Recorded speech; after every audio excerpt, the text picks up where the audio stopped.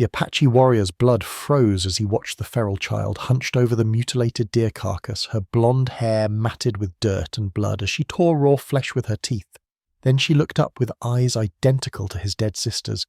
and he whispered through trembling lips, "Mary, your daughter. I've finally found her." Running Wolf moved through the canyon shadows with the practiced silence of 30 years hunting these lands, his moccasins finding quiet purchase on the red sandstone as he approached the small figure hunched over the deer carcass, speaking soft words in Apache, then switching to the broken English he had learned from traders, trying anything to calm the creature before him. The child jerked her head up at his approach, lips peeling back from bloodied teeth in a snarl that belonged more to a wolf than a human child, deer flesh still hanging from her mouth as she scrambled backward on all fours, her matted blonde hair wild around a face so savage it took his breath away. Yet something in those feral blue eyes made his heart stop completely. She growled low in her throat, a sound that raised the hair on his neck, the kind of warning a cornered animal gives before it attacks, and he froze, holding his hands out peacefully while his mind raced to understand what he was seeing. This white child who moved like a coyote and fed like a vulture in the depths of the canyon, where no white settlers ever came. The afternoon sun slanted through the canyon walls, painting everything in shades of gold and red, and that was when he saw it. The birthmark on her neck just below her left ear, shaped like a crescent moon, exactly like the one his sister Mary the Two Souls had carried since birth.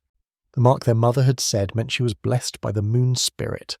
His hands trembled as he reached into the leather pouch at his belt, pulling out the turquoise pendant he had carried for 7 winters, the one he had pulled from his sister's body after the soldier raid, keeping it as the only reminder of the woman who had been both white by birth and Apache by choice, who had married his younger brother and given birth to a daughter with eyes like summer sky. The child watched him with those same eyes now, though wild and uncomprehending, as he held up the pendant, and he saw her gaze fix on the bright blue stone. Something flickering in her expression that might have been recognition, or might have been simple animal interest in something shiny. 7 winters ago, the soldiers had come at dawn, when the camp was still sleeping, and in the chaos of gunfire and screaming horses, Mary Two Souls had died protecting the children, while her daughter, barely 2 winters old, had vanished in the smoke and confusion, either taken by soldiers or killed in the massacre. No one knew for certain, but here she was if his eyes did not deceive him, if the birthmark and the eyes and the age were not mere coincidence. His sister's child grown feral as a desert cat, surviving somehow in these harsh lands by becoming something neither Apache nor white, but something else entirely, something wild and fierce and heartbreaking to behold as she crouched there with blood on her face and suspicion in every line of her small body. And now's the time to stop and subscribe to our channel. Every subscriber brings us closer to 1,000, which helps us keep these stories alive and coming your way. If you enjoyed this video, don't forget to like it and drop a comment telling us where you're watching from. It's always amazing to see how far these tales travel across the world. Now let's continue. Running Wolf settled himself on a flat rock across from the wild child, keeping his movements slow and deliberate as the setting sun painted the canyon walls in deep crimson, their long shadows stretching across the blood-stained ground where she crouched over her kill, and he began to speak in soft Apache words, telling the story even though her eyes showed no understanding, only the wary watchfulness of a creature ready to flee or fight. Mary Two Souls had been born white, taken in a raid when she was 5 winters old, but the tribe had raised her as their own, and she had grown to be more Apache than many who were born to it, learning the language and customs so completely that strangers never guessed her origins until they saw her pale skin and sky-blue eyes in the firelight. She had married his younger brother, Stone Knife, in a ceremony that joined not just 2 people but 2 worlds, and when their daughter was born with her mother's eyes and her father's strong spirit, the entire tribe had celebrated the child who would bridge both bloodlines, a symbol of how the Apache could take what the white world gave and make it something beautiful and strong. The girl clutched the deer carcass tighter as Running Wolf spoke, fresh blood seeping between her fingers, and he continued his tale, describing how the soldiers had come seeking revenge for some raid the tribe had not even participated in, how they had surrounded the camp at dawn with rifles gleaming in the first light, cutting down anyone who ran and showing no mercy for women or children. His voice cracked as he described finding Mary Two Souls near the central fire, 3 bullets in her body and her arms still reaching toward the direction her daughter had been sleeping. How stoned the knife lay dead with a cavalry sword through his chest, their blood mingling in the dust of what had been their home for 6 peaceful winters. The child had vanished in the chaos. And for 7 winters, Running Wolf had believed she was either dead in some unmarked grave or taken by soldiers to be raised in one of those schools where they cut Indian children's hair and beat them for speaking their native tongue, never imagining she might have survived here in the wild places, becoming something that belonged neither to the Apache world nor the white world, but to the ancient spirits of the desert itself. He pulled out a piece of jerked meat from his pouch, holding it out to show her the difference from the raw flesh he consumed, trying to spark some memory of cooked food and human ways, but she only tilted her head like a curious coyote, blood drying on her chin as the shadows grew longer and the first stars appeared in the darkening sky above the canyon walls. The impossible truth hung between them in the cooling desert air, that this feral creature who fed on raw meat and moved like a wild thing was the daughter of Mary Two Souls, the niece he had mourned for 7 winters, somehow alive but lost to humanity in a way that made his heart ache worse than if he had found her bones bleached white in the desert sun. Running Wolf made his camp upwind from the cave where the girl had retreated, building his fire in clear sight so the smoke would carry the scent of cooking meat toward her hiding place, and for 3 days he maintained this patient vigil, never approaching directly but always present, always visible, like a hunter earning the trust of a wounded animal. The first morning he cooked rabbit over the flames and left a portion on a flat stone 50 paces from her cave. Retreating to his camp to work on fletching arrows while speaking constantly in Apache, his voice carrying across the distance as he told stories of Mary Two Souls and how she would gather pine nuts in autumn, how she laughed at his brother's terrible jokes, how she sang to her baby daughter under the stars. The girl watched from the shadows of her cave entrance, those blue eyes catching the light like a cat's, never blinking as she studied his every movement, and when darkness fell she crept out to snatch the meat and retreat, leaving tiny footprints in the dust that made his heart ache for how small she was, how young to have survived alone.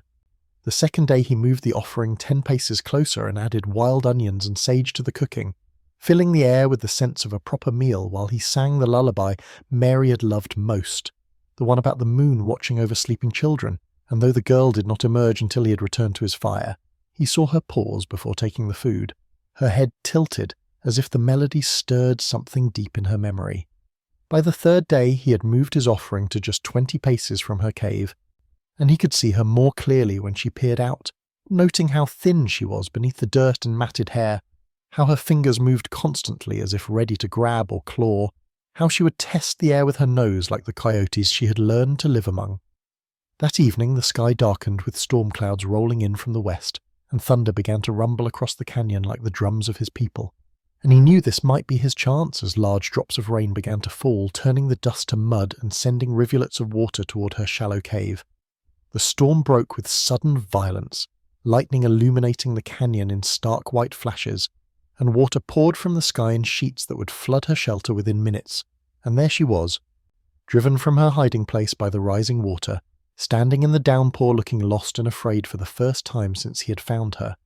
He held out the cooked meat from beneath the partial shelter of an overhanging rock, not moving toward her but simply offering, and she approached step by careful step, the rain washing some of the dirt from her face to reveal features so like her mother's. It made him weep, though his tears were hidden by the storm, and finally her small hand darted out to take the meat from his fingers, her touch brief as lightning but real, the first human contact she had accepted in 7 long winters. Running Wolf broke camp at dawn and began moving deeper into the canyon system, following game trails and checking his snares, and he was not surprised when he caught glimpses of movement in the rocks above him, the girl shadowing his path like a ghost, maintaining a careful distance of perhaps 100 paces, but never letting him completely out of sight. As he tracked deer sign through a narrow wash, he found evidence that made his blood run cold and then warm with understanding of coyote paw prints mixed with small human footprints in the soft sand, moving together in the same direction at the same time, and when he followed the trail to a den dug into the hillside, he discovered bones and fur scattered around the entrance, clear signs of communal feeding. The den itself was too small for him to enter, but he could smell the musky scent of coyotes mixed with something else, something human but wild, and he found strands of blonde hair caught on the rough edges of rocks where she must have crawled in and out countless times, making this her home among the pack that had somehow accepted her as one of their own. Behind a cluster of boulders near the den, he discovered the tattered remains of blue cavalry uniform, the brass buttons tarnished but still bearing the eagle insignia, torn and weathered by 7 years of desert wind and sun, and he could picture it now, a tiny child wandering lost after the raid, perhaps following the scent of her mother's blood until she could go no farther, crying in the darkness until the coyotes came. The pack must have investigated this strange small creature that made distressed sounds like their own pups, and through some miracle of animal compassion or perhaps simple curiosity,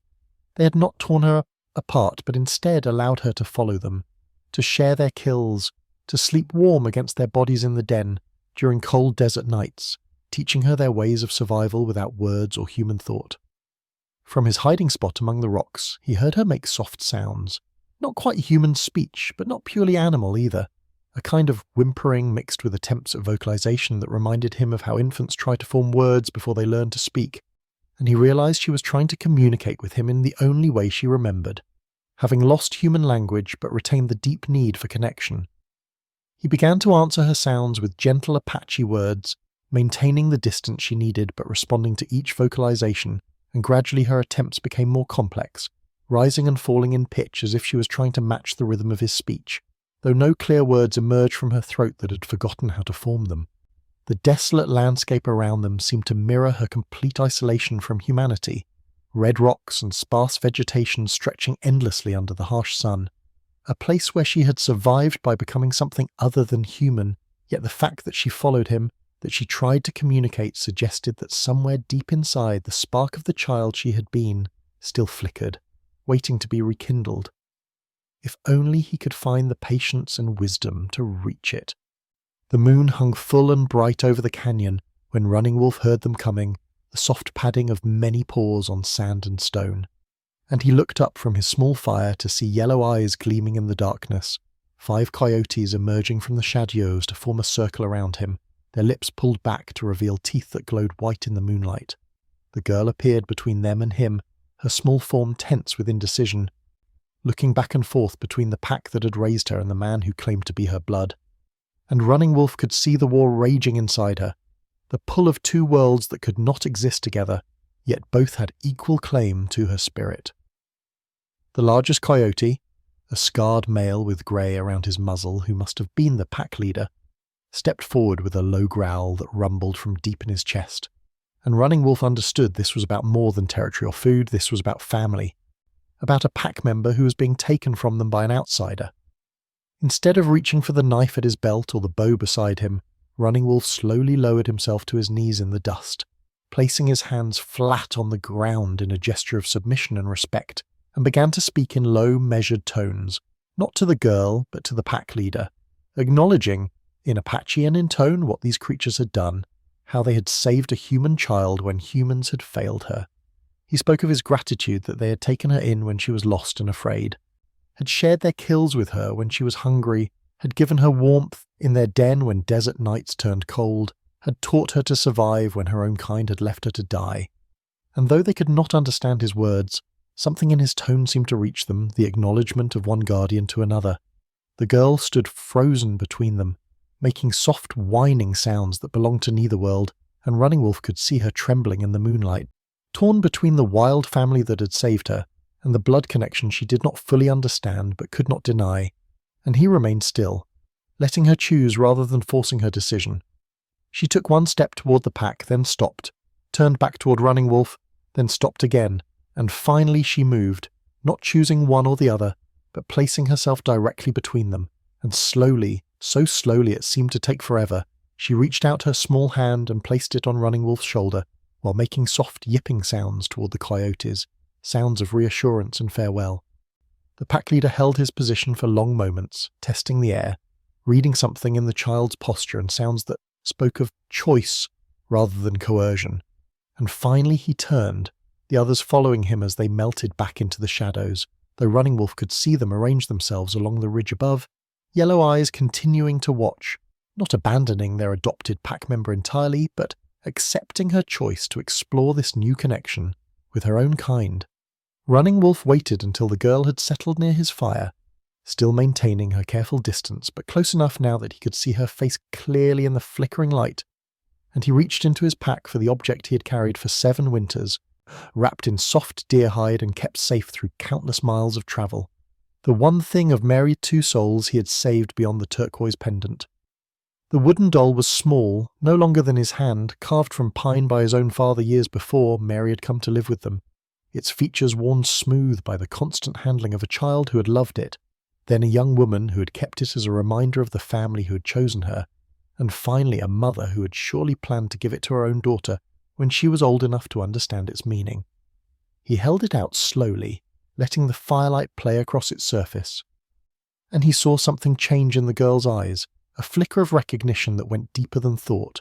the kind of memory that lives in the body and heart rather than the mind, and her hand reached out, trembling like an aspen leaf in autumn wind. She took the doll with both hands, bringing it close to her face, and he watched her fingers trace the familiar curves and indentations, finding the spot where Mary had once chewed it while teething, the groove worn by countless hours of holding, and suddenly her whole body began to shake as something broke loose inside her over 7 years of suppressed humanity fighting to surface. The sound that emerged from her throat was barely human, distorted by years of disuse, but Running Wolf heard it clearly enough to make his own tears flow freely down his weathered cheeks, a single tortured syllable that might have been Mama, the first human word she had attempted since he found her, pulled from some deep place that even living as an animal could not completely erase. She clutched the doll to her chest and rocked back and forth, making soft, keening sounds that belonged to grief too profound for her few years, mourning a mother she barely remembered, but whose absence had shaped everything she had become, and Running Wolf wanted to comfort her, but knew she was not ready for that touch, so he simply sat and witnessed her pain,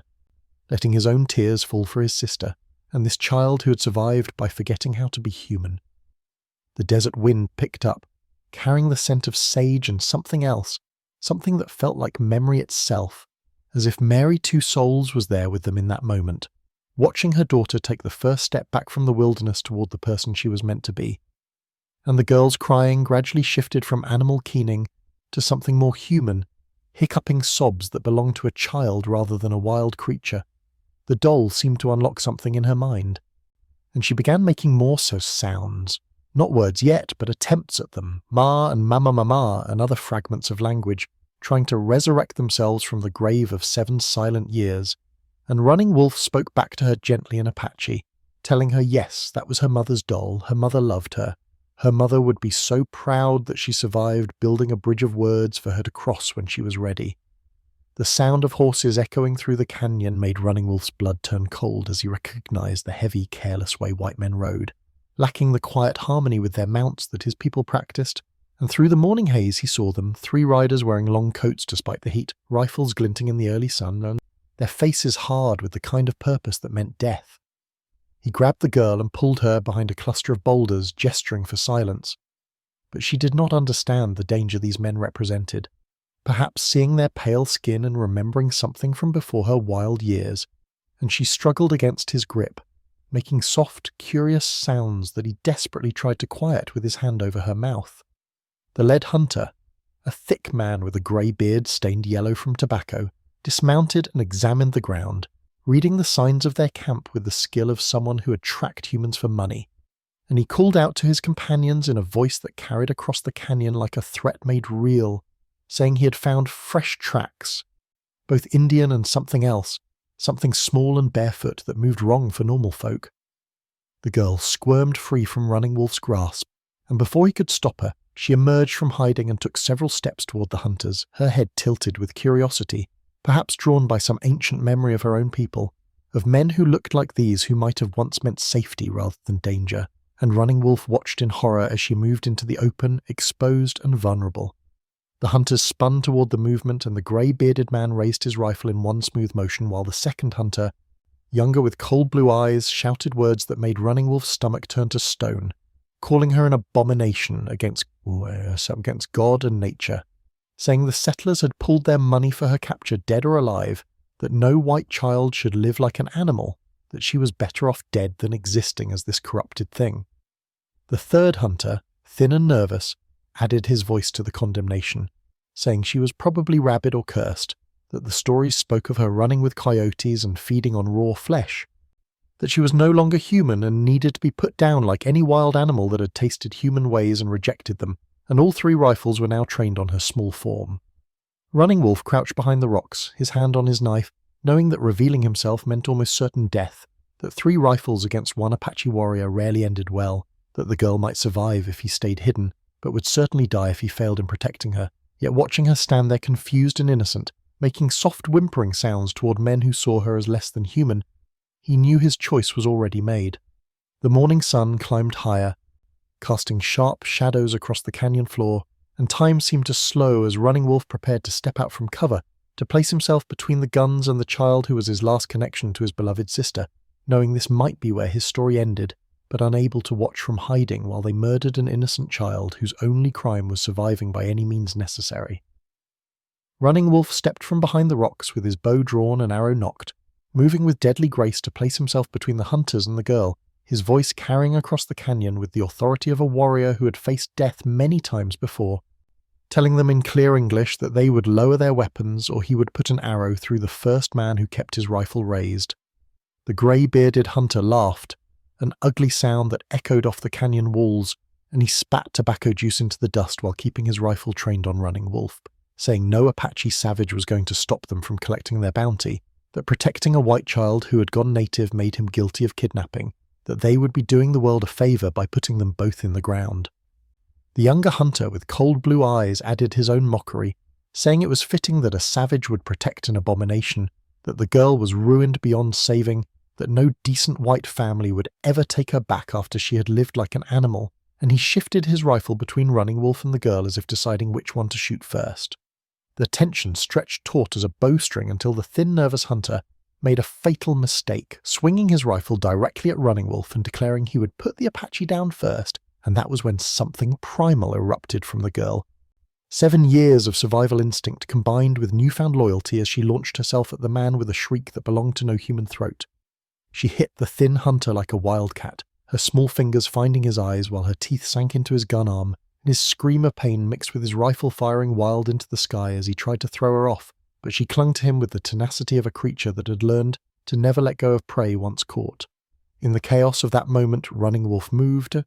his arrow finding the grey-bearded leader's shoulder and spinning him around before he could aim at the girl, and Running Wolf dropped his bow to pull his knife, closing the distance to the younger hunter, who was trying to draw a bead on the girl as she savaged his companion. The fight was brutal and quick, Running Wolf's blade finding the younger man's gun arm while using his momentum to drive them both to the ground, and in the dust and confusion he heard the thin hunter's screams turn to whimpers as the girl's attack overwhelmed him, while the wounded leader tried to crawl toward his dropped rifle only to find Running Wolf's foot on his hand. When the dust settled, 2 hunters lay groaning in the sand, the thin one curled up and weeping with his face bloodied beyond recognition, the younger one clutching his slashed arm, while the grey-bearded leader managed to pull himself onto his horse and flee, leaving a trail of blood drops in the sand as his wounded shoulder leaked life with every movement. The girl stood panting over her defeated enemy, blood on her face and hands, but when she turned to Running Wolf and saw the graze on his arm where a bullet had kissed his skin, her entire demeanour changed, and she approached him with gentle concern, making soft, worried sounds as she examined the wound with surprisingly delicate fingers, then ran to the creek to bring back water in her cupped hands to clean the blood away. Running Wolf sat cross-legged by the fire with the girl facing him, the flames casting dancing shadows as he began the slow work of returning her to human speech, starting with the simplest sound he could think of, pointing to himself and saying his name slowly, "Running Wolf," breaking it into pieces her unused throat might manage. She watched his mouth intently, the way his lips moved and tongue shaped the sounds, and after many attempts she managed something that sounded like woof, just that single syllable. But it was a beginning, a human word formed by vocal cords that had made only animal sounds for 7 long winters,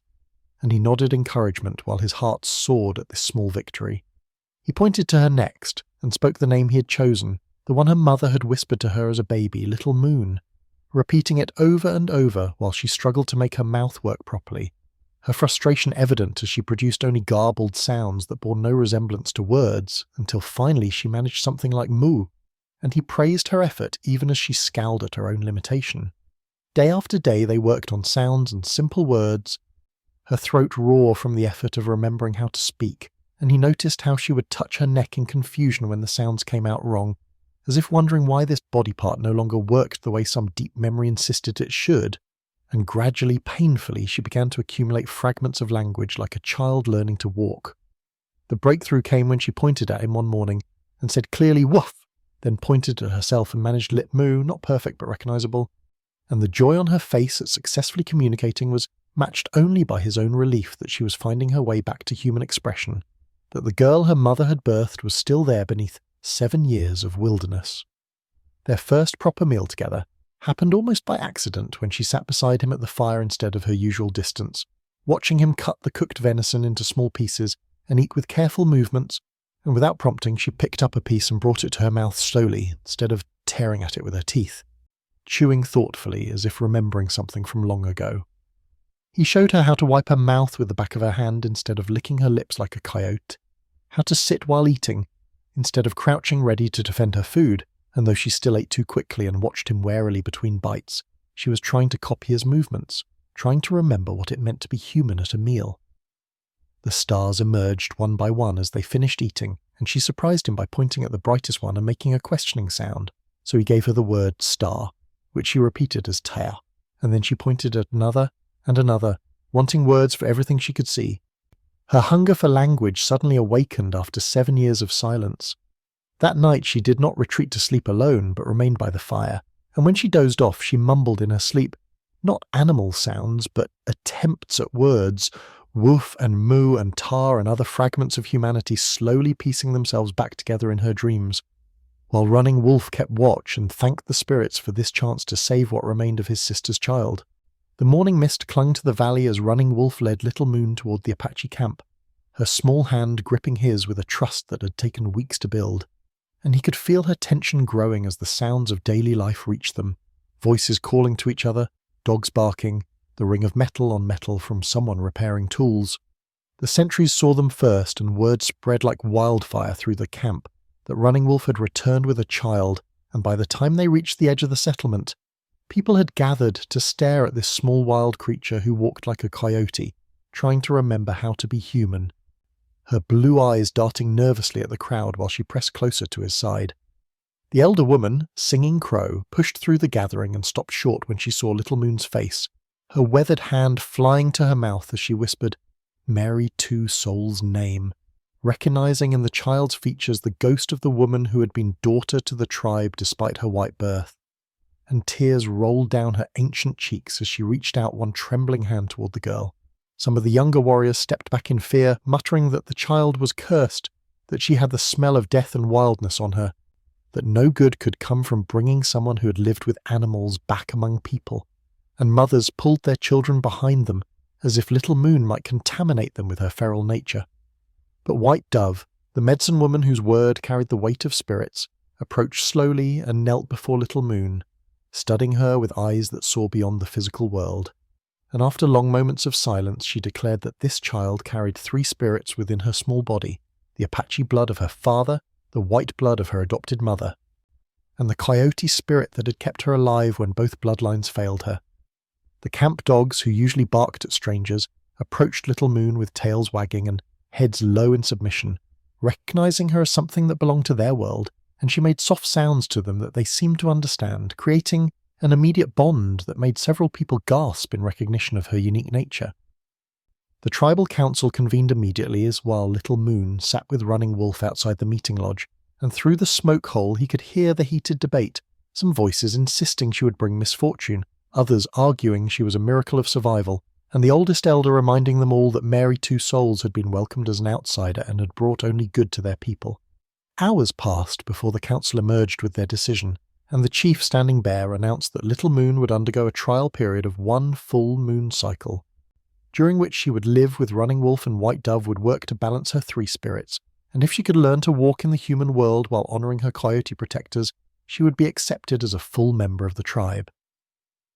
The camp remained divided as Running Wolf led Little Moon to the lodge that would be their home, some people making protective gestures against evil, others offering small gifts of welcome, but all watching with fascination as this child who belonged to all worlds and none tried to find her place among them, her journey back to humanity becoming the entire tribe's test of what it meant to be family beyond blood. White Dove prepared the ceremony ground with sacred smoke of sage and cedar, drawing circles in the red earth while chanting the old songs that called spirits to witness and heal, and Little Moon sat at the centre, trembling as the smoke rose around her in thick coils that seemed to take shapes of memories trying to surface from 7 years of burial. The entire tribe gathered in a wide circle as the sun began to set, their voices joining White Dove's chant in a rhythm that echoed the heartbeat of the earth itself, and Little Moon's eyes grew wide and unfocused as the medicine woman placed hands on her small shoulders, calling not just to her human spirit, but to the fragments of memory locked away behind walls of survival. The smoke grew thicker, sweetgrass joining the sage, and White Dove's voice rose to a keening note that seemed to pierce through whatever barriers the child had built, and suddenly Little Moon's body went rigid, her mouth opening in a scream that was purely human, full of terror and loss and recognition, before she collapsed backward onto the ceremonial blanket. Running Wolf started forward, but White Dove held up her hand for stillness, and they all waited in tense silence as Little Moon lay motionless, her chest rising and falling rapidly as if she was running in her dreams, her fingers twitching and grasping at something invisible, and soft whimpers escaped her throat that sounded more human than anything she had produced since her return. When her eyes finally opened, they were different, clearer somehow, as if a fog had lifted, and she looked directly at Running Wolf with full recognition before her lips formed a perfect clear word that made the entire gathering gasp. Mother. Spoken not in the broken attempt of recent days, but with the clarity of a child who fully understood what the word meant and what she had lost. The memories poured out of her then in fractured pieces between sobs, her voice growing stronger with each fragment, describing her mother's morning song about the sun greeting the mountains, the way her father would toss her in the air while she laughed, the thundering horses and gunfire that morning, her mother pushing her under an overturned basket and telling her to stay quiet no matter what she heard. She remembered crawling out after the sound stopped, finding her mother's body and trying to wake her, shaking her and crying until her throat was raw, then walking into the desert because she did not know what else to do, following a butterfly because her mother had said butterflies knew the way to heaven, walking until her tiny legs gave out and she collapsed near a den where yellow eyes watched her with curiosity instead of hunger. The coyote mother had approached her carefully, she remembered now, sniffing her, and then, for reasons only the spirits knew, allowing her to follow when the pack moved on, sharing their kills and warmth, teaching her their language when human words fled her mind, and she had become something between child and pup to survive the impossible. Running Wolf gathered her into his arms as she shook with the grief of remembering, 7 years of suppressed humanity flooding back in waves that threatened to drown her small spirit, and he rocked her as Mary Two Souls would have done, singing the same lullabies his sister had loved, while Little Moon wept for the mother she could finally remember and properly mourn. The ceremony ground had become sacred with this reclamation of identity, and White Dove declared that the spirits had spoken, that Little Moon was meant to bridge worlds, that her survival and return were medicine for the whole tribe, proof that even the lost could be found, even the wild could remember gentleness, and even the deepest wounds could begin to heal. 6 months had passed since the ceremony that restored her memories, and Sarah Little Moon moved through the Apache camp with a confidence that belonged to someone who had found their place in the world, speaking fluent Apache to the elders and remembering enough English to trade with the occasional merchant, though she still ran with the fluid grace of a coyote, and howled softly at the full moon when she thought no one was listening. The morning started like any other, until the sentry's warning cry announced approaching riders, and Sarah's enhanced senses, sharpened by years of survival, detected the military precision in their movement long before the dust cloud resolved into a cavalry unit of 8 soldiers led by a captain, whose brass buttons gleamed with authority in the desert sun. The captain dismounted with practiced efficiency, his hand resting on his sidearm, as he surveyed the camp with the calculating gaze of a man who had come for something specific, and when his eyes found Sarah sitting beside Running Wolf weaving baskets with the other women, he strode forward with purpose that made the entire tribe tense with anticipation of trouble. "Captain Morrison of the 5th Cavalry," he announced, in a voice that expected immediate obedience, "and we have received reports of a white child being held captive by this band, a girl who was taken during a raid 7 years ago, and by the authority of the United States Army. I am here to return her to civilization where she belongs." Sarah stood slowly, her movements deliberate and graceful, wearing the traditional Apache dress that White Dove had made for her, decorated with beadwork that told the story of her three spirits, and she walked toward the captain, with Running Wolf beside her, his presence a silent reminder that she was not alone, that she had family who would fight for her right to choose. The captain's eyes widened slightly when Sarah stopped before him and spoke in perfect, clear English that carried only the faintest accent from months of speaking primarily Apache, saying, "Captain Morrison, I am the child you seek, but I am no captive here, as I stand before you of my own free will in the home I have chosen with the family who saved me when my own kind left me to die." The soldiers behind the captain shifted uncomfortably as Sarah continued, her voice growing stronger with each word as she told them how she had survived 7 years in the wilderness after the raid that killed her parents, how coyotes had raised her when humans failed her, how Running Wolf had found her and brought her back to humanity, and how this Apache tribe had given her what the white world never could, acceptance of all the parts of herself. "I am Sarah Little Moon," she declared, her chin raised with the same pride her mother Mary's two souls had shown,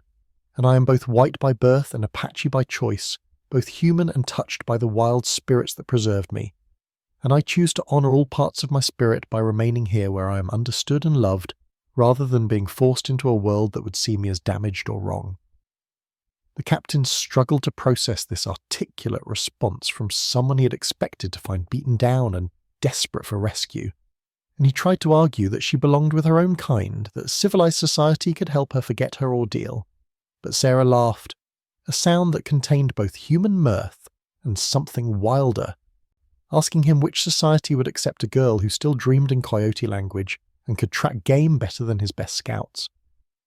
Running Wolf spoke then in accented English, telling the captain that Sarah was free to leave if she wished, that no chains or threats kept her here, only love and belonging, and he challenged Morrison to look at her clear eyes and healthy frame and tell him she appeared to be suffering or held against her will. The captain stood frozen for long moments, his orders warring with the reality before him, until finally he turned to his men and announced that the child appeared to be under no duress and had clearly chosen her situation. And though his superiors might not like it, he would not force a free person to abandon their chosen family. And with that, he mounted his horse and led his unit away, leaving Sarah standing tall in her Apache dress. The tribe erupted in celebration as the dust settled from the departing soldiers, and Sarah felt arms embrace her from all sides, not just Running Wolf, but the entire community that had accepted her strangeness and made it into strength. And as the sun set that evening, she climbed to her favourite rock and howled at the rising moon, not from wildness but from joy, a sound that brought answering calls from the canyon where her coyote family still roamed, connecting all the parts of herself in one pure note of belonging.